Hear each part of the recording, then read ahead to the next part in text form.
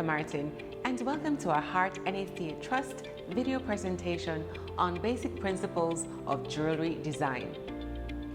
Jewelry making is an art.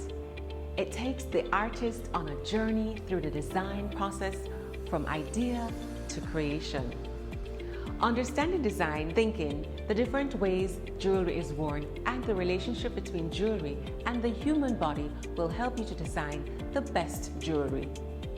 By the end of the video, you should be able to describe the different ways jewelry is worn, explain the relationship between ergonomics and different parts of the human body, and outline the stages of design thinking model. Throughout the video, you will be exposed to the following employability skills: collect, analyze, and organize information, communicate ideas and information, plan and organize activities, work with others in a team, use mathematical ideas and techniques, solve problems, and use technology. Jewelry is wearable art. This is important to remember because artisans can easily get lost in the art they are designing and end up with jewelry that is not easily worn.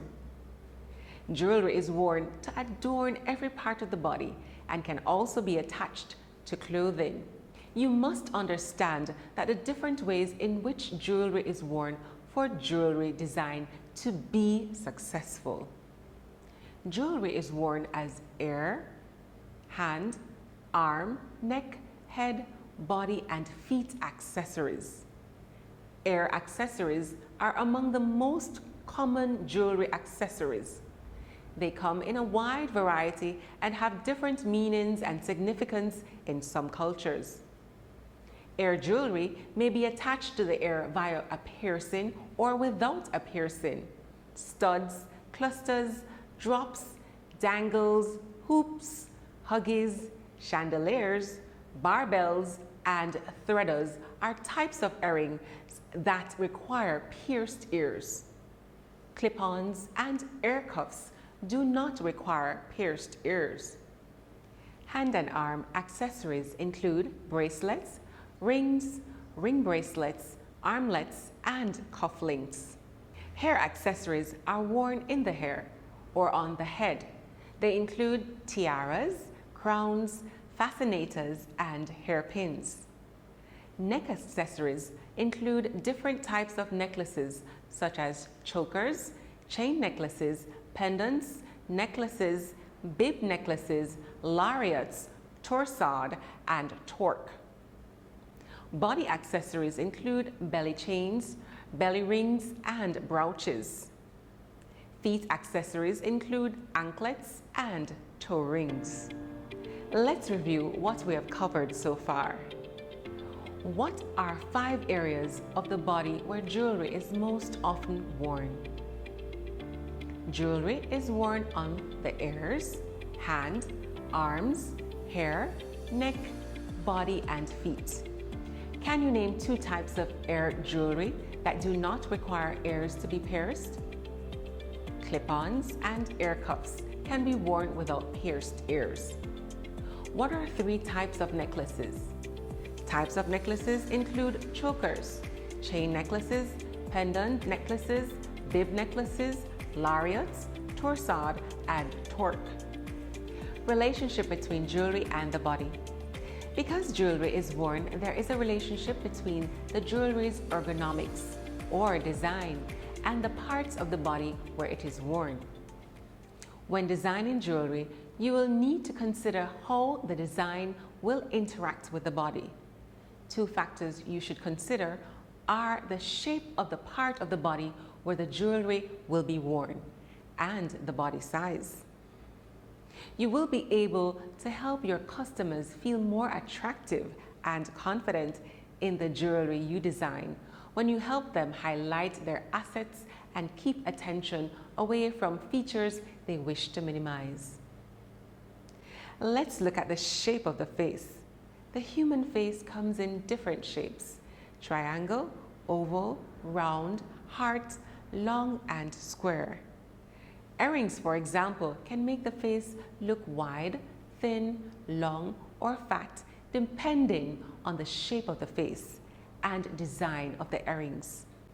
So, for a round face, which is one that is widest at the cheekbones, with no taper to the chin, drop or dangle earrings will elongate the face and make it look slimmer, whereas large circular earrings, hoops, and button studs will emphasize roundness, making the face look even rounder. On the other hand, for someone with a long, thin face, circular earrings and hoops will make the face appear wider and fuller. Now let's look at body types. The shoulders, waist, and hips create curves and angles on the human body, creating different body types or shapes. Inverted triangle, hourglass, apple or round, pear and rectangle or athletic. A long necklace or long layered necklace will have a slimming effect on an apple-shaped body. Jewelry can also be designed to accentuate or minimize the height, length, and width of the body. A V or Y-shaped necklace can make a short torso appear longer. A short, chunky necklace can make a petite body look even shorter, while a long necklace can lengthen the appearance of the petite body. Women with wide frames will look bigger when wearing small jewelry, so large jewelry is better suited for their size. Let's see how well you've been paying attention. How can you help your customers feel more attractive and confident in the jewelry you design? You can help them highlight their assets and keep attention away from features they wish to minimize. What are 2 factors that you should consider when looking at ergonomics and the body? You should consider the shape of the part of the body where the jewelry will be worn and body size. What are the different face shapes? The face shapes are triangle, oval, round, heart, long, and square. What are the different body types? The body types or shapes are inverted triangle, hourglass, apple or round, pear, and rectangle or athletic. The design thinking model. In this segment, we will explore the design thinking model. So what is design thinking? Design thinking is a process for creative problem solving. It is used to help the designer focus on customer desires and needs, tackle design problems from different directions, and design creative and innovative solutions. There are 5 stages in the design thinking model. The first stage is empathize. At this stage, you set aside your assumptions and empathize with the customer to gain an understanding of the problem and their needs. You can do this by consulting with the customer to find out more about the area of concern, understand their experiences and motivations, and observe their movement. For example, if you were assisting a designer with designing a custom piece of jewelry for a customer to wear to a wedding, at the empathize stage, you would meet the customer to determine her specific needs, purpose of the jewelry, where it will be worn, the occasion, the type of outfit, how she wants to feel, etc. If the customer states that it is for a nighttime Nigerian wedding, for example, you may need to research Nigerian weddings, outfits, and jewelry. At this stage, you are putting together the information you got at the empathize stage. To define the problem, continue with our example. At this point, you might define the problem as follows. The customer needs a necklace that accentuates her large bust and makes her feel connected to her Nigerian roots when she wears it to a Nigerian nighttime wedding. The third stage is ideate. Now that the problem is clear, it's time to generate ideas to solve it. There are a variety of ideation techniques that you can use to come up with creative ideas.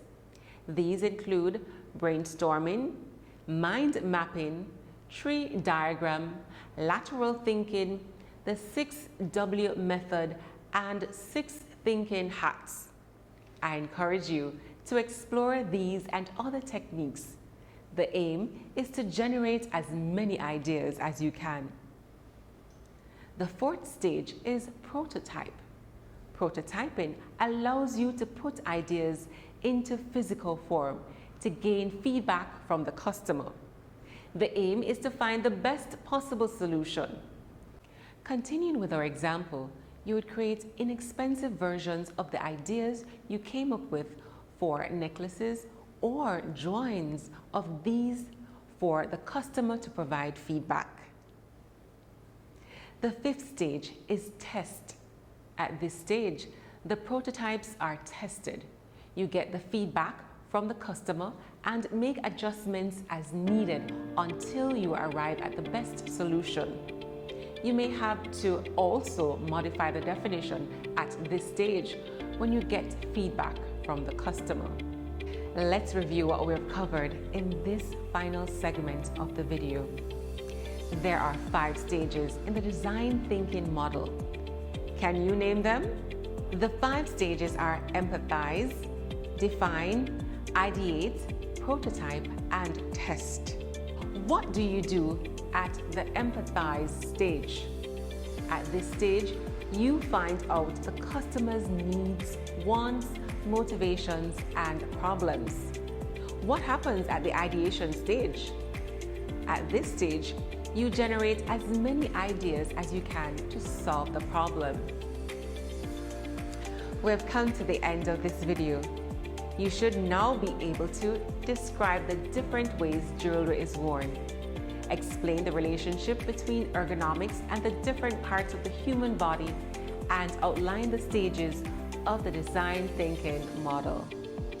You are also exposed to the following critical employability skills: collect, analyze, and organize information, communicate ideas and information, plan and organize activities, work with others in a team, use mathematical ideas and techniques, solve problems, and use technology.